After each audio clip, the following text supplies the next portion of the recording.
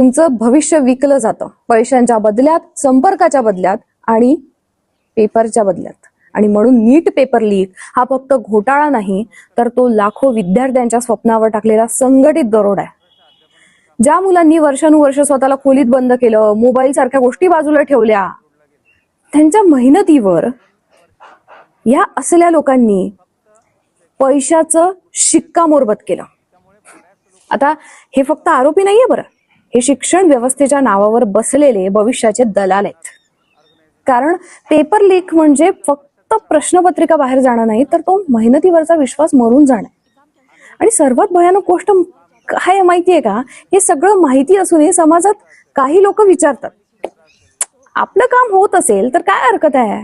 इतके संवेदनाहीन झालोय की आता प्रामाणिकपणा मूर्खपणा वाटायला लागलाय. बरोबर आहे, सीबीआय तपास करताय, अनेक नावे समोर येतात, पण आता वेळ फक्त कारवाईची नाहीये, वेळ आहे उदाहरण घालून देण्याची.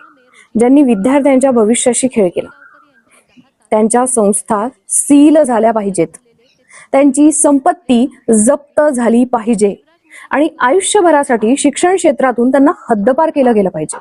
कारण जगातला सर्वात धोकादायक गुन्हेगार तो नसतो जो हातात बंदूक घेऊन असतो, बरं, तो असतो जो विद्यार्थ्यांच्या हातातून पुस्तक हिसकावून त्याच्या विश्वासाची हत्या करतो. तुम्हाला यावर काय वाटतं हे मला प्लीज कमेंट करून सांगा.